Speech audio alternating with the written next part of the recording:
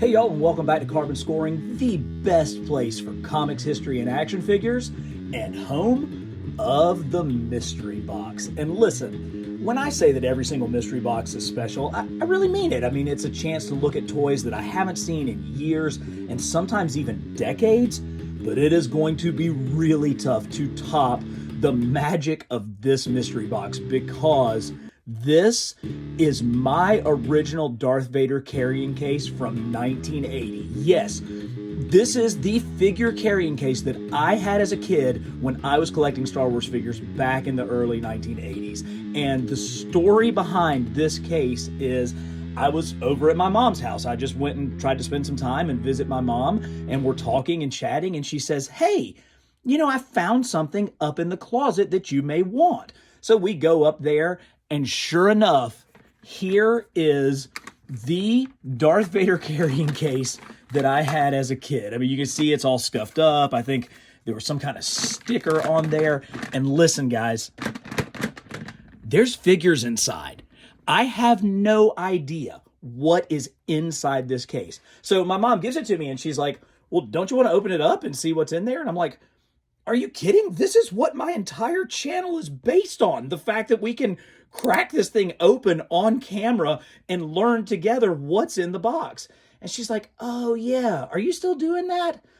I'm like, "Yeah, Mom, I'm still doing the carbon scoring thing. It's all cool." So here we are. I don't know what's in there. We are about to find out together what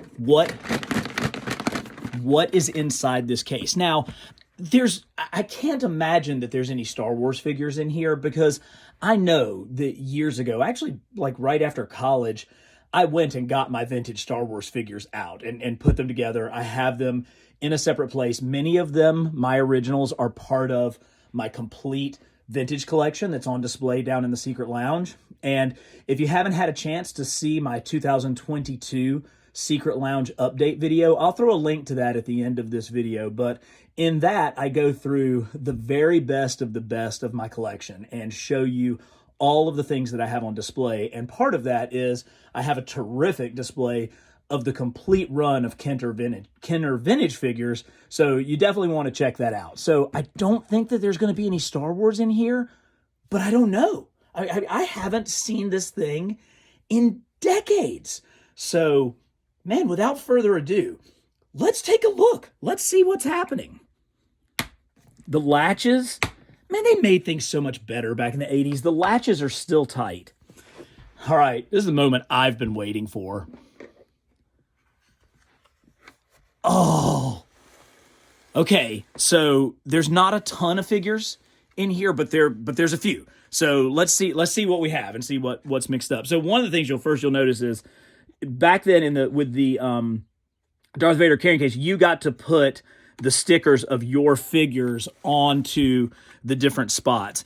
And they're different sizes. I mean, I know this case backwards and forwards from being a kid. So up top, these spaces were a little bit bigger than these spaces. So you can see that was where I had Vader and Chewbacca, because those were two of the taller figures. You can see where I would get a new figure and I would, replace the old sticker that was on there. So if you, and of course, where is he? Yes, there it is. There was my favorite figure of all time, the Luke Skywalker Bespin figure. But you can see, if you look closely, you can see where I've stuck that sticker over the top of a previous sticker, probably because I got a new figure as a kid. I remember doing all of this. All right, so who's in here? All right. This dude, I want to say he was a Sergeant Rock figure. So G.I. Joe was huge, and I was a huge G.I. Joe fan. This is from Empire Strikes Back, so it's circa 1980. Come 1983, I was pretty well into G.I. Joe. And, you wanted to get all the different G.I. Joe figures that you could, but sometimes, I'm very lucky now, and I was very lucky as a kid, but I didn't have every figure. But I think this is from the Sergeant Rock line. They were just a little tiny bit smaller than G.I. Joe's. There's a date on here. If I can get it to focus, we might be able to see it. You guys might be able to see that better on camera than I can, but he's got a date Oh, Coleco. Does it say Coleco Toys? Holy cow. Anyway, so pretty cool. Basically kind of 7 points of articulation. But look at what good. See, I was a super nerd. I took such good care of my figures. This thing is still in great shape. I mean, there's hardly any paint nicks on this thing at all. It looks really, really good. So there's one. All right, here we go. Outstanding. This is one of the most underrated toy collections of the entire 1980s. This is from Starcom. And I want to say that this guy was the pilot of the Starmax bomber, kind of the good guy's main spaceship. But this thing is so awesome. If you guys haven't ever done any kind of dive into Starcom, I really want you to watch that Secret Lounge video because I have a full display of my Starcom figures down there. So they were all, Starcom had a cartoon and a toy line, and they worked in conjunction with NASA to make the ships kind of accurate. And each of the good guy figures had kind of a militaristic feel in the fact that they were different branches of the service. So he was like a pilot, so he's got wings on his uniform. Some of the ground troops had like tanks or things like that. So you could kind of tell like what their service was. And he actually, if you can see right on the top of his helmet, has an outline of the Starmax bomber, the absolutely fantastic spaceship that he flew. But these are tiny figures. But look, this thing has the exact same level of articulation as this figure that we just looked at, only it's a third the size. But that's not what made these figures so cool. It's this. They all had magnets on their feet. And so they could interact with the ships, with parts outside the ship. Like if they were doing spacewalks, it looked like they were walking on it. And these magnets would then activate the spring-loaded play features of all of the different Starcom vehicles and play sets and stuff.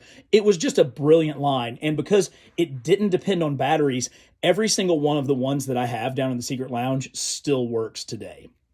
Now you can see he's got a couple of holes there in the back. They came with a backpack, and then the backpack had a little tube that came with their little blaster weapon. And you can see the pegs. They also had visors. So they had a little visor, kind of like a Lego spaceman that would go up and down. But I'm fairly certain this was the pilot of the Starmax bomber, and he will be making his way down into the Secret Lounge very shortly. Okay, now we're going into the world of G.I. Joes, and okay, this is like Zartan's brother, right? This is it's not, Zorana's his sister, and this is the other guy. I liked the Dreadnoks. I liked Zartan. These guys were a little bit later than when I was playing with it. He was made in Hong Kong. Here, let's see if we can get the year off of his leg. I want to say, does that say 88? I think it says 88. So by 1988, I was 15. I could drive. I was doing other stuff, fortunately or unfortunately. So I wonder if this maybe was one of my brother's figures, but classic 3 3/4 inch G.I. Joe. Again, fantastic articulation. Actually, that's a pretty tight O-ring for a 35, 40-year-old figure. Look at all the paint apps that were on this, his different like tattoos. He's got his gun. He has his pink scarf. I mean, that is so 1980s. Like, I'm going to go, this is what I've decided to do today. This is how I'm going to go out dressed in public. I'm not going to wear a shirt, yet somehow I have sleeves. I have ribbed, armored sleeves with no shirt. But, I'm still kind of modest. I'm going to put on a pink scarf and a holster across my chest. So that seems like a totally reasonable 80s thing to wear. I got my knee pads. I've got my headband in case I need to, do some jazzercise or, work out with Jane Fonda. Awesome. Just absolutely incredibly awesome. Holy crap. So another one of the underappreciated lines of the 1980s was made by Matchbox. Yes, the people who made some of your favorite cars also had the license to make Robotech. And this is Rick Hunter. So this is like the star of the Robotech series. And again, I love Robotech. And so I have a full display of Robotech figures down in the secret lounge. And I've got actually a couple of Rick Hunters down there that I suppose I picked up off of eBay. Absolutely none of them look as good as this one. This thing looks mint out of package. Look at how the white is still like super white. Like there's not any kind of rusting on these metal joints. His head, even the paint on his face and on his eyes and on his hair, I mean, it's like this figure's never been played with.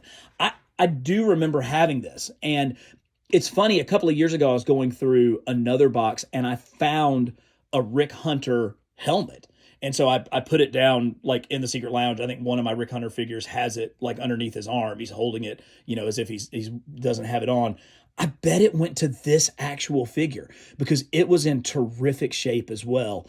But it just blows my mind, like the condition that I guess it goes to show that the Darth Vader carrying case is as good a carrying case that was ever made, because these things are still just minty fresh. And of course, Matchbox, they've got all the same articulation that the Joes had. You've got these super awesome ball jointed hips. You've got swivel arm battle grip that G.I. Joe made famous. He's still, I don't want to flex it too much, but he still has a super tight O-ring, which is remarkable. Rick Hunter from Robotech. It keeps getting better. I mean, this is mind blowing. Captain freaking Power. Are you kidding me? I cannot believe that there's a Captain Power figure in here. Part of the reason why I can't believe it is this isn't mine either. I think this must be my younger brother's, because when Captain Power came out, I was in middle school. And for those of you who don't know, Captain Power was one of the first like interactive video game figures. So you had a line of figures like this, but there were also vehicles, and the vehicles had like a light sensor, like a infrared light sensor. And if you had the VHS tape, and some of you may have to look up what that is, but if you had the VHS tape, you could actually interact with your TV screen with the spaceship. I picked up one of those this past year. There's a great vintage toy store in my town called Toy Federation. And I went in there, 6 to 8 months ago, and they had Captain Power's ship. And I'm like, oh man, I never had that as a kid. I totally want that. And so I have it, and oh my gosh, now I've got Captain Power to go with it. And once again, this thing is in stupid good condition.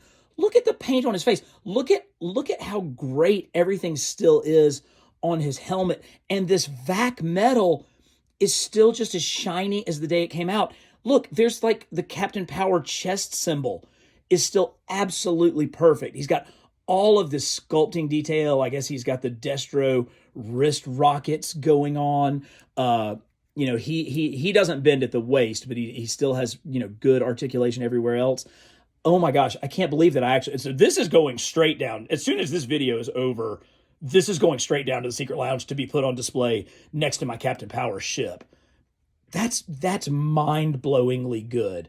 My friend Charles had the ship and the video game. I remember going over to his house and being in the basement and trying to, it didn't work that great. It was 80s technology, but it was still cooler than anything we had. But oh my gosh, I can't believe I've actually got a real life Captain Power. Holy cow. Very gently set him down. Okay, so we're back to Robotech. So this was the figure that came with like the bike, right? I think this was, I don't remember this character's name, but what a cool design. And there was like Robotech had all these mechs that would transform, and some of that stuff, like the Veritech fighter was like the basis for Jetfire, Skyfire, and Transformers. But this one was the one I think that came with the bike.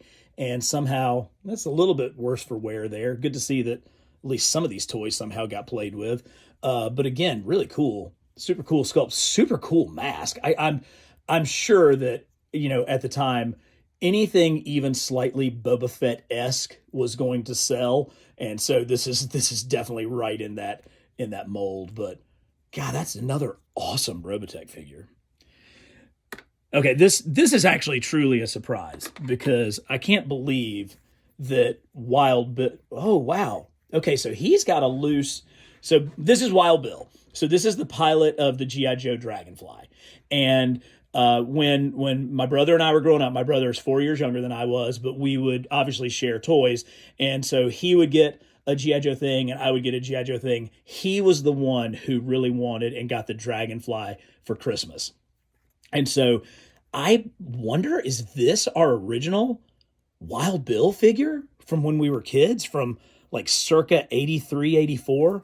Let's see what it says on his leg, if we can see it. I think that says 84. So Wild Bill, pilot of the Dragonfly, he's got his, he should have like a Colt 45. There it is. Yeah, baby, because he's from Texas. And so he shoots like a good old school Western gun. He's got his cowboy hat. He's got his slick sunglasses. He's rocking that red mustache. This figure's obviously been a little bit more played with. You can see, look at how the plastic, this is the normal plastic and this is the normal plastic. And then this part has like faded a little bit on both sides. It's just changed over time. I do mention he's a little looser. He doesn't need to be fixed. Like he can still stand, and certainly he can still pilot the Dragonfly, but he may be getting a new O-ring at some point. Oh, excuse me.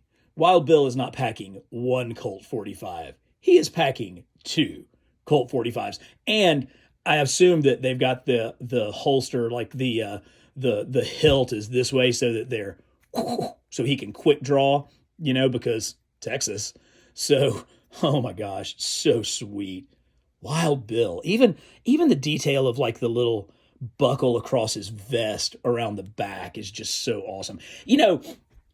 One of the things I love about these videos is just stopping for a minute and looking at the detail of these figures. Because when you're playing with them, you're like, oh, Wild Bill goes in a helicopter, let's go fly around and do all that sort of stuff. But when you literally pull it out and start looking at it under the camera and taking a peek at, there's like little rivets. Like you can see the seams where his knife handle is sewn onto his vest. He's got his Longhorn belt buckle painted right there on his belt, on his midsection. His shirt has like a blousy sort of Texas-y sort of feel to it. Again, we mentioned how the vest comes together with seams and then is buckled in the back. There's so much. They could have cheaped out. They could have just slapped any old body on this thing and given him a cowboy hat with his little tassels and said, yeah, we'll call it a day. But they didn't. The toy sculptors did such an unbelievable job of really making this a unique figure. And I mean, he just was a pack-in. I mean, he came with the Dragonfly. So, Wild freaking Bill. That is awesome. It looks like we got one half more figure, and it's the regular Cobra Trooper. Again, not exactly sure where this guy came from, because as a kid, I had the Cobra Officer, but I didn't have the Cobra Trooper. So this could have been maybe something that we did a little trading with some of the kids in the neighborhood. He's been wounded in battle. You can see that. So there's like the plastic of an O-ring, those rubber O-rings that just, broke off in my hand. But even with the Cobra Trooper, damn, I'm going to have to find some legs for this guy, because you are hard pressed to find one these days that has that Cobra symbol as well cared for as that one is. Oh, he had a backpack, but the backpack has broken off. Look, you can see the remnants of the backpack still sitting there where it snapped off. Yeah, this dude got played with, but not enough to wear that Cobra symbol off. You wonder why as a adult I have a TV channel or a YouTube channel all about toys. I loved my toys. You can see from the state that these things are in. I played with them, but I wasn't rough. I didn't take them out in the yard and beat them up and bury them in the sand or anything like that. I really loved my toys, and I still do. And that's what this is all about. Of course, they'd always had the yeah, baby, look at that. There's a gun in there. Oh, there's an original vintage Star Wars gun. So this wasn't this was the laser rifle that came with the Hoth Stormtrooper, right? I think this was the laser blaster that the Hoth Stormtrooper came with. Again, Empire was like kind of my jam. That was when I had the most vintage Star Wars figures from Empire. That was really so. Oh, that's great! I can't believe there actually was something Star Wars in the Darth Vader collector case. Guys, thank you so much for going on this journey with me. I hope that you got an inkling of the amount of joy that I got out of just doing this video, because it just brought back so many incredible memories. And if you want to see more of my collection, check out this video, which goes through the entire secret lounge, the best of the best of my displays, and really kind of takes you through everything that I'm so proud of to have collected over the years. Or you can check out these videos, which are all of my different mystery box videos, where the things that don't make it into the secret lounge we talk about and pull out and have incredible nostalgic fun with. So thank you guys for watching. Subscribe to Carbon Scoring. Keep coming back. We've got more and more content coming up soon. Thanks, y'all.